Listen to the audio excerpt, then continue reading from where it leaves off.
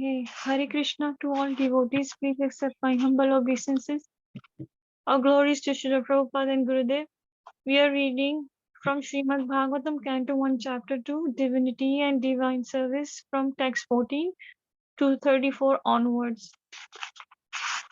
Om Namo Bhagavate Vasudevaya. Om Namo Bhagavate Vasudevaya.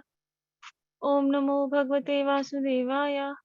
Narayana Namaskrityam Naram Chevam Narottamam Devam Saraswatam Vyasam Tato Jaya Udirate Nashtaprayashu Abhadreshu Nityam Bhagavate Sevaya Bhagavati Uttam Shloke Bhakti Bhavati Nashtaki. Um, Please okay. go ahead, Mataji, from 14 Text onwards. 14. Therefore, one appointed attention one should constantly hear about glorify, remember and worship the personality of Godhead, who is the protector of the devotees. Text 15. With sword in hand, intelligent men cut through the binding knots of reactionary work karma by remembering the personality of Godhead, therefore, who will not pay attention to his message. Text 16. O twice born sages, by serving those devotees who are completely freed from all vice, great service is done. By such service one gains affinity for hearing the message of Vasudeva. Text 17. Shri Krishna, the personality of Godhead, who is the Paramatma, so super soul in everyone's heart and the benefactor of the truthful devotee, cleanses desire for material enjoyment from the heart of the devotee who has developed the urge to hear his message.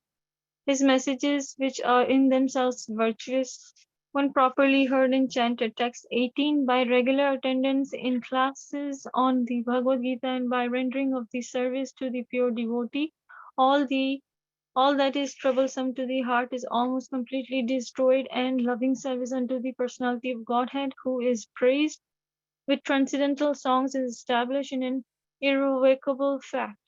Text 19. As soon as irrevocable loving service is established in the heart, the effects of nature's mode of passion and ignorance, such as lust, desire, and hankering, disappears from the heart. Then the devotee is established in goodness and he becomes completely happy. Text 20.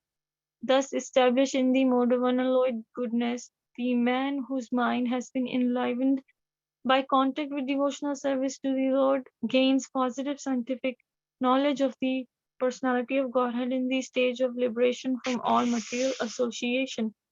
Text 21. Thus the knot in the heart is pierced and all misgivings are cut to pieces.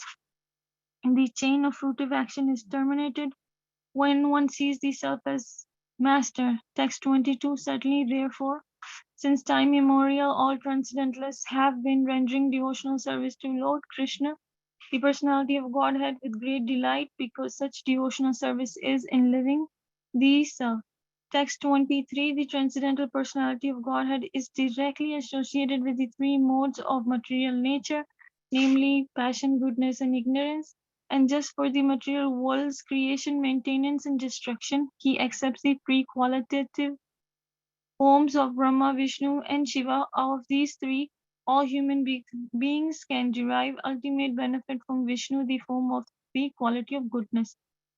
Text 24. Firewood is the transformation of earth, but smoke is better than the raw wood, and fire is still better, for by fire we can derive the benefits of superior knowledge through Vedic sacrifices. Similarly, passion, rajas, is better than ignorance, tamas, but goodness, sattvic, is better because of by goodness one can come to realize the absolute truth. Text 25. Previously, all the great sages rendered service unto the personality of Godhead due to his existence above the three modes of material nature. They worshipped him to become free from material conditions and thus derive the ultimate benefit. Whosoever follows such great authorities is also eligible for liberation from the material world. Text 26. For those who are serious about liberation are certainly non-envious and they respect all. Yet they reject the horrible and ghastly forms of the demigods and worship only the all blissful forms of Lord Vishnu and his plenary portion. Text 27. Those who are in the modes of passion and ignorance worship those in the same category, namely the forefathers, other living beings, and the demigods who are in charge of cosmic activities, for they are urged by a desire to be materially benefited with women, wealth, power, progeny. Texts 28 to 29. In the revealed scriptures, the ultimate object of knowledge is Sri Krishna, the personality of Godhead. The purpose of performing sacrifice is to please Him. Yoga is for realizing Him. All fruitive activities are ultimately rewarded by Him only. He is supreme. Knowledge and all severe austerities are performed to know Him. Religion, dharma, is rendering loving service unto Him. He is the supreme goal of life. Text 30. In the beginning of the material creation, the absolute personality of Godhead, Vasudev, in his transcendental position, created the energies of cause and effect by his own internal energy. Text 31. After creating the material substance, the Lord Vasudev expands himself and he enters into it. And although he is within the material modes of nature and appears to be one of the created beings, he is always fully enlightened in his transcendental position. Text 32. The Lord, as Supersoul, pervades all things just as fire permits wood, and so he appears to be of many varieties through he is the absolute one without a second. Text 33. The super soul enters into the bodies of the created beings who are influenced by the modes of material nature and causes them to enjoy the effects of these modes by subtle mind. By the subtle mind. Text 34. Thus the Lord of the universes maintains all the planets inhabited by the demigods, men and lower animals, assuming the roles of incarnations he performs pastimes to reclaim those in the mode of pure goodness. Thus ends the Bhaktivedanta purport of the first canto, second chapter of the Srimad Bhagavatam, entitled Divinity and Divine Service. Hare Krishna Vancha Kalpataruvasya Kripa Sindhu Evacha Patitanam Pavanebhyo Vaishnavabhyo Namo Namah. Hare Krishna. Thank you, Mataji. Hare Krishna. Thank you, Guruji. So today, so until yesterday, um, start.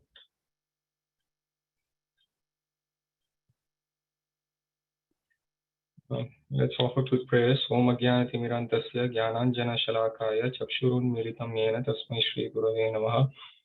Namo Vishnupadaya Krishna Prishnaya Bhutale Srimate Bhaktivedanta Swaminiti Namine. Namaste Saraswati Deve Gauravani Pracharane Nirvishesha Shunyavadi Pashyatya Desatarane. Jai Shri Krishna Chaitanya Prabhu Nityananda Shri Advaita Gadadhara Shivasadi Gaura Bhaktivinoda. Hare Krishna Krishna Krishna Hare Hare Hare Ram Ram Ram Hare Hare. So yesterday, last couple of days, Sunandas Prabhuji has covered chapter 1 and chapter 2. So there were 6 questions asked by the sages in the first chapter, and until now, Prabhuji has covered questions 1 and 2, meaning what is the ultimate good for all humanity, and why did Lord Vasudeva take birth, and what is the purpose of what is the goal of dharma. So those two were covered yesterday in verses 6 and 7, where bhakti is established as the supreme, and bhakti to Lord Vasudeva is established as supreme. So in 14th verse today we are seeing that it is mentioned that one needs to have one pointed attention for what? For glorifying Lord Krishna. Prabhupada writes in the purport, glorifying, hearing, remembering, and worshipping are generally general occupations for all of us. Otherwise, our life don't exist. But the problem is, we tend to glorify us, or we tend to glorify people in general. But actually, that doesn't give any satisfaction for the soul. Because if you recall the 6th verse that we read yesterday in the 2nd chapter, it states, Savai Pumsam Paro Dharmo Yatho Bhakti Radokchaje. Ahetuki Apratihata Ye Atma Suprasidati. Atma should get happiness or satisfaction. That comes only while glorifying the absolute truth. It is natural byproduct. As soon as one glorifies or hears about Krishna, naturally the soul gets it is not a one-way traffic. Bhakti is not one-way traffic. Oh, I do everything for Krishna, but there is nothing given in return. Krishna is not like that.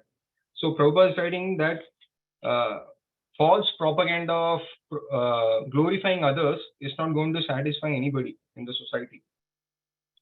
So temporarily, some may become satisfied or happy, but in the long run, there is not going to be any satisfaction for anybody. So the tendency of glorifying others should be directed towards Krishna. That's all. Bhagavatam is not asking us to stop anything, but it's just asking us to redirect or channelize our glorification to Krishna.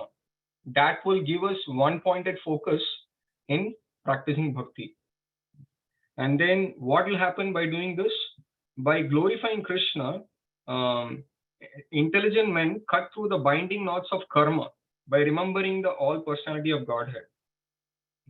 Prabhupada writes in the purport that liberation automatically follows one who constantly remembers the transcendental pastimes of the personality of Godhead. Srila Bilvamangala Thakuri mentions that mukti, or she stands at the doorstep of a devotee who is constantly engaged in glorifying or chanting Krishna's holy names.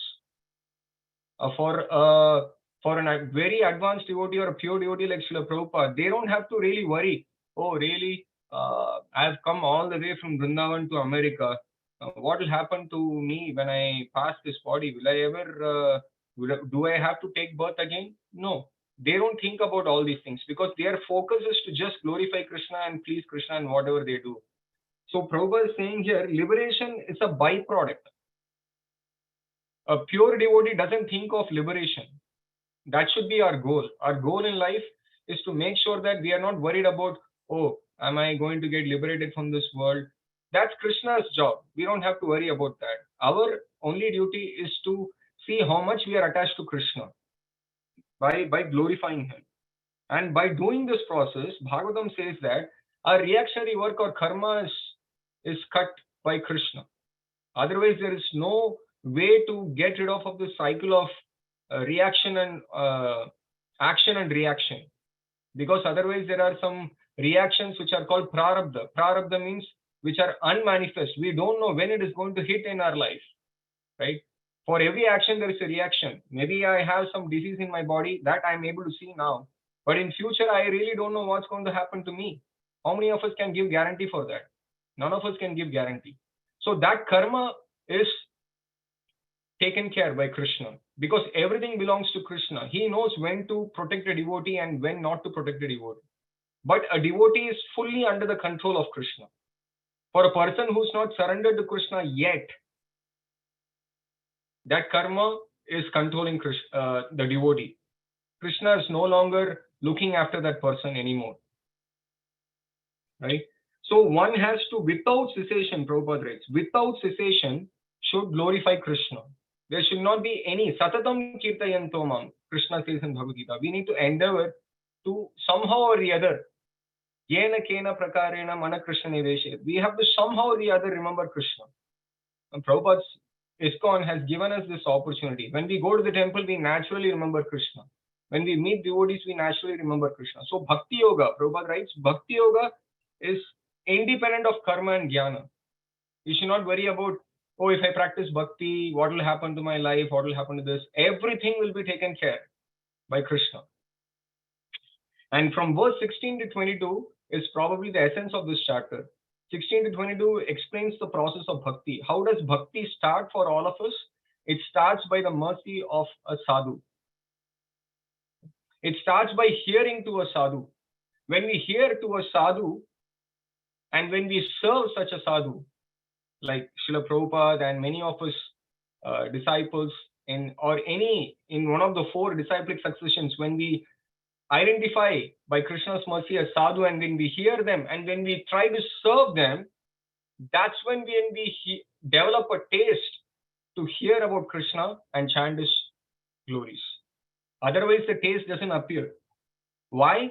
Prabhupada writes in the purport, because such confidential servants of Krishna, who we mentioned as sadhus, not the sadhus means not having some big beard and chanting some mantras. No, that is not a sadhu. Sadhu means when they speak about Krishna, because they have got the bhakti shakti from Krishna. Their sound vibration will penetrate into our heart through the ears, and that will transform our heart. Her Grace Devaki Mataji mentioned on Sunday, bhakti means transformation of heart. Our heart should get transformed. It's a gradual process. Prabhupada writes, it's a gradual process. But it starts with hearing to a sadhu. And when we hear and serve such a sadhu, then we develop a taste for hearing and chanting Krishna's names. Because these sadhus are not ordinary people like us. They are fully empowered by Krishna, fully empowered. They are non-different from Krishna, meaning they are not God, but they are as good as Krishna because they are confidential servants of Krishna, like Srila Prabhupada. Because he had that bhakti shakti. Without bhakti shakti and the mercy of Krishna, nobody can come and turn this world upside down with bhakti.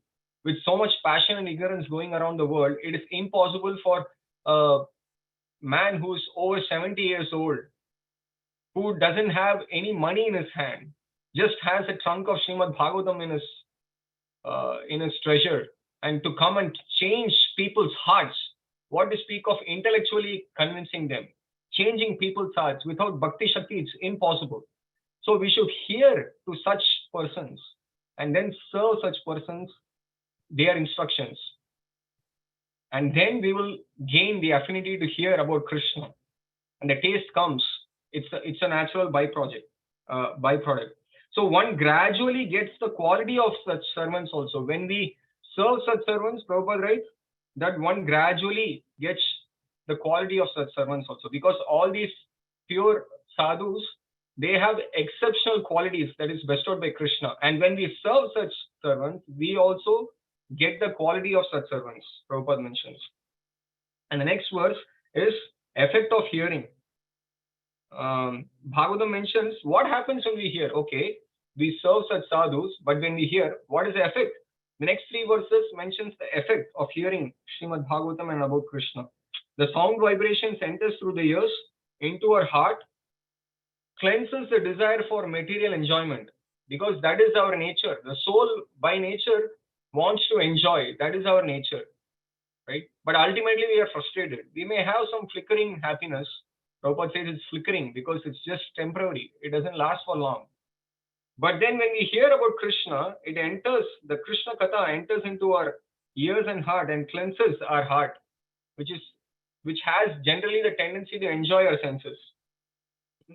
And then by cleansing our heart, we want to hear more about Krishna, more about his devotees, more about his qualities, more about his Rupa, Nama, Rupa, Guna, Rupa, Leela. We want to hear more and more about Krishna. And that comes by hearing about Krishna more and more. Prabhupada writes in the purport, there is no rigid fixture and time to hear about Krishna and chanting about Krishna. This is the words of Sri Chaitanya Mahaprabhu. He mentions that there is no fixed time to chant the holy names of Krishna. No fixed time. Of course, the morning time is conducive to chant the holy names, but there is no fixed time and place. We can chant anytime, anywhere. Right? And Prabhupada writes another important point in the purport. The Lord is more anxious to take us back into his kingdom than we can desire. This is something that we need to meditate on. We may not be so determined to see Krishna or go to his spiritual kingdom and serve him eternally. But Krishna has more desire than us. Otherwise, why Krishna has to come in the form of Srimad Bhagavatam, send his pure representatives time and again to remind us. If Krishna was not interested, we will be rotting in this material world for a long time, eternally. But Krishna is not like that. He is more eager to take us back than we are eager to go. And then the second effect in 18 is regular attendance of Srimad Bhagavatam, and by rendering service to the pure devotee that we spoke in the 16th verse, all that is troublesome to the heart is almost completely destroyed. Srimad Bhagavatam says, and Prabhupada writes, there are this Nashta Prayeshu Vadreshu Nityam Bhagavata Sevai. The Bhagavata Sevai, Prabhupada writes, there are two types of Bhagavat. One is book Bhagavatam that we are all studying every day, and then there is devotee Bhagavatam that we saw in the 16th verse, that the sadhu, he is also Bhagavat. Because what is a sadhu or a bhagavat? They are not just intellectually speaking like a parrot, like how I'm speaking like a parrot. A sadhu has the realization. They lead their life according to what Bhagavatam is mentioning. Exactly. They are not duplicitous. They are non-envious. These are all the qualities of a sadhu. They are tolerant. When we hear and serve such a devotee every day, all that is troublesome to the heart is almost completely destroyed, is mentioned. Because we have so many bad tendencies within our heart. All that is destroyed. That's why Prabhupada has created the system within ISKCON of every day taking shelter of Srimad Bhagavatam. Either hearing or studying. Studying Srila Prabhupada's books every day of Srimad Bhagavatam is not different from hearing. Not just translations. We have to read through Prabhupada's purport.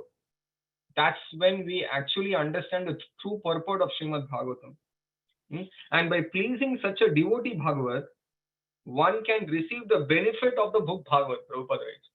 So how do we receive every one of us have the whole set of Srimad Bhagavatam at home. But how do we receive the benefit of Srimad Bhagavatam is by hearing every day, by studying and by serving such a devotee Bhagavat. And the third effect in text 19 states that as soon as the tendencies within the heart is removed, loving service to Krishna is established within the heart. It is a natural byproduct. We naturally want to serve Krishna not by some mechanical means, but with some love. Not artificial love. It is naturally all of us have some natural love for Krishna. That is the nature of the soul, to serve Krishna with love. That is slowly, it is a gradual process. It slowly comes to a soul. And Prabhupada writes in the purport, so therefore, devotional service is not inactivity. So it is service with love. We want to serve Krishna. It can be any service. Mataji's make garlands in the temple. Everything is done with love. So it is an activity. So bhakti is not like simply sitting and not doing anything. It is in action. Everything is done with some love for Krishna. And then there is a lot more that is more to say. Prabhupada writes so much in these purports. Unfortunately, we don't have the time. Text 20. And then so how do we identify such a person? Oh, anybody can pretend to say that I have some love for Krishna. I have all my anarthas are gone. I can pretend, I can be duplicitous. But how to detect such people? In text 20, it is mentioned what are the symptoms of a devotee. They are such devotees who are having love for Krishna are in unalloyed mode of goodness. That is the effect of following this process. And when they are engaged in bhakti, they naturally gain the qualities of a brahmana. That is the effect of practicing bhakti in this sequence that is mentioned in Bhagavatam from verse 16. All the qualities of a brahmana are naturally coming towards that devotee. Right? Tolerance, non-enviousness, appreciating others. So many qualities come, and so one cannot become a devotee unless one at least qualifies as a brahmana. Prabhupada writes. We have to develop. Brahmanas means not just wearing a thread and getting some mantra from Guru. Of course, that is a process, but that is not the only qualification. Brahmana means by quality one has to be a brahmana. And then above that, a devotee gradually rises and becomes a Vaishnava. Prabhupada writes. And that is the ultimate goal for a devotee, is to become a true Vaishnava. Of course, chanting Hare Krishna Mahamantra, everybody is a Vaishnava in a true sense said by Sri Chaitanya Mahaprabhu. But one can become an advanced Vaishnava when one develops the qualities of a Brahmana by following this process, not by just having a thread. That is not only a Brahmana. Right? These qualities are naturally given by Krishna to a devotee who is sincerely practicing. And thus the knot in the heart is pierced and all misgivings are cut into pieces. When one gradually follows this process, all that is troublesome in the heart are cut into pieces and the chain of fruitive reactions is terminated. Karma is totally finished. All of us don't want problems in our life. Well, Bhagavatam is giving solution here. And Prabhupada gives an analogy, Krishna Surya Samahoy Maya Adhikar, Yaha Krishna Taha Nahi Maya Andhakar. Sri Krishna is like the sun, and materialistic speculations about the absolute truth are like the darkest midnight. As soon as the Krishna sun is arisen within one's heart, the darkness of materialistic speculation about the absolute truth are at once cleared off. The more we bring Krishna in our life by following this process in the sequence mentioned, our cloud that is covering our consciousness is gradually removed. Because wherever there is sun, there cannot be darkness, right? There cannot be impurities wherever there is sun. Prabhupada gives this analogy that wherever there is sun, even an abominable place where, say, some animal has passed stool or urine, sun absorbs everything, even the most abominable things that is there on the streets. That is the power of the sun. So similarly, wherever Krishna is present, all that is troublesome to a person who is sincerely practicing, everything is gradually removed by Krishna. Ye etamam prapadyante tam stateva bhajamiham. To the degree that we are trying to go closer to Krishna, to the same degree Krishna slowly removes the bad tendencies within us. But we have to hear about Krishna in a bona fide disciplic succession. That is what Prabhupada mentions. Parampara, perfect knowledge comes through disciplic succession from Krishna through his representatives, not here and there. If we hear here and there, it is very difficult. We have to follow the process. And text 22, Bhakti to Lord Krishna is not new. Many people think, oh, this Krishna Bhakti is some new concept. Prabhupada has just come 50 years ago. Before that, nothing existed. Bhagavatam is saying, since time immemorial, meaning there is no definite time when this began. Vasudeva Bhagavati. It has been practiced by sages for a long, long time. And some, Prabhupada writes, some unintelligent persons think that this is some new concept. This is not new concept according to the pages of Srimad Bhagavatam. And then in text 23, the next 3 verses establishes worship of Lord Krishna or Lord Vishnu as supreme. Because Lord Vishnu or Krishna are above the 3 modes of material nature, meaning goodness, passion, and ignorance. But Krishna, in order to maintain this universe, he expands or he appoints some jivas. Like some jiva or a soul can become Lord Brahma. Krishna expands as Lord Shiva or Lord Vishnu to maintain and destroy this universe. But actual transcendental form of Krishna is beyond this 3 modes of material nature. So that is why we have to worship Lord Krishna or Lord Vishnu. He is not bound by these 3 modes of material nature. And Prabhupada writes in that purport, one must please Lord Vishnu for liberation. Lord Vishnu is worshipped by devotional service only. Bhakti amam abhijanati, Krishna mentions in Bhagavad Gita. One may get temporary relief by worshipping some devatas like Lord Shiva, Lord Brahma, Indra, Varuna. But no demigod can release the imprisoned living being from conditioned life because they themselves can't release themselves. Right? Forget about Lord Shiva, he's an expansion of Krishna. But other devatas like Lord Brahma, Lord Indra, Lord Varuna, they are all jivas. And they themselves can't release themselves from this material world. What to speak of us?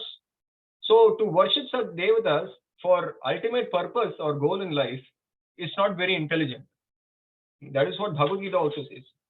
And in 24, it is mentioned that an analogy is given. Firewood is transformation of earth, but smoke is better than the raw wood. Similarly, fire is still better, for by fire we can derive the benefits of superior knowledge. So sattva guna is what is being proposed here. So one has to come to the platform of sattva. Without coming to the platform of goodness, one cannot practice bhakti. So in ISKCON, Prabhupada, through the Acharyas, has laid this process as one can come gradually to the process of sattva. Prabhupada writes in the purport, even if a person is in the mode of tamas or ignorance, like most of us, can gradually rise to the platform of sattva. How? By the direction of an expert spiritual master. Unless and until one follows the instructions of a guru coming in a disciplic succession, we cannot raise ourselves to the platform of goodness, because that is a prerequisite to practice bhakti. I cannot keep having bad habits, like smoking, drinking, intoxications, or eating whatever I want. I don't care, but I'll still practice bhakti. Well, the effect will not be much. So we have to come to the platform of goodness. In goodness, it is like a springboard to actually practice bhakti, to go into the transcendental realm. And that comes by following a guru and their instructions. Guru will help us to come to the platform of sattva, right? And then text 25 onwards, it mentions that we have to follow the path of Mahajans, because previously these great souls have practiced bhakti and have achieved the ultimate benefit. So Prabhupada writes in the purport in text 25, except for the Mahajans who are the authorized agents of the Lord, no one knows the purpose of dharma or religion. In fact, the 12 Mahajans are mentioned in Bhagavatam, hmm, and Yamaraj is also one of the Mahajans. He mentions in the sixth canto that even the Mahajans sometimes are bewildered by this illusory energy of Krishna, right? But they know the purpose of dharma. Many people think Yamaraj is some, at least even including myself, we used to think Yamaraj is some scary personality, of course, but that is his duty to give some reaction to souls who are not following the goal of life and wasting our lives. But actually, Yamaraj is such a pure devotee of Krishna. Even if he can follow, we will see in the sixth canto, if we can follow the instructions of Yamaraj, we will achieve ultimate benefit of entering into the spiritual kingdom in this life.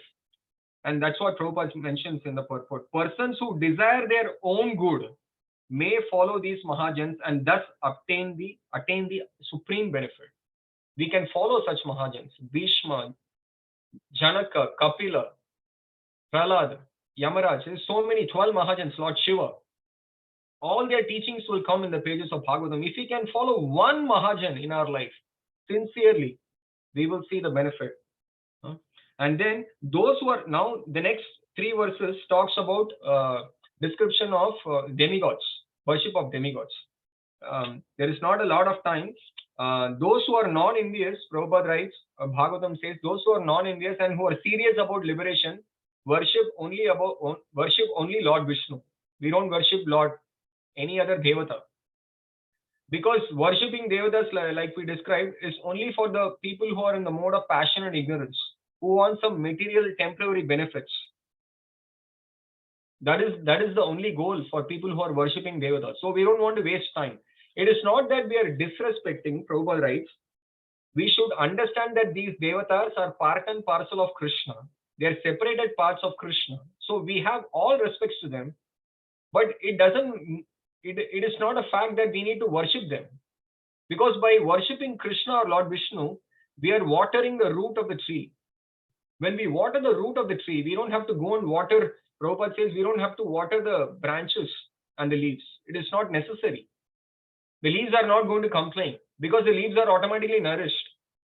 They are automatically satisfied. When we worship Lord Krishna or Vishnu, we don't have to separately go and satisfy the devatas. We don't have to be scared. We ourselves will realize.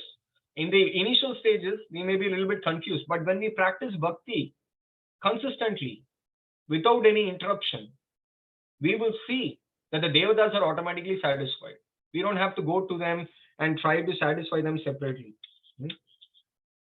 Prabhupada writes many things. That is 26 to 28 and 26 and 27 and 28 and 29. Well, some may say, but in some Vedas, it does recommend worship of Pitrus and Devatas. It is mentioned in the Vedas. So what about that? But the main thing is, that is, see, Vedas are not just preaching for people who are in the mode of goodness. Vedas are written by Srila Vyasadeva so that all the people in all categories, in passion and ignorance, are also gradually promoted towards bhakti. Maybe not in this lifetime, but in future lifetimes. But the ultimate goal of the Vedas is Vedaischa Sarvai Aham Eva Vedyaha. Krishna mentions in Bhagavad Gita. To worship Lord Vasudeva or Krishna is the ultimate goal of the Vedas. But for a person who has not understood that, they can worship forefathers or pitras. But Bhagavatam starts, it doesn't waste any time. See, Bhagavatam wants to straight away give Krishna to us.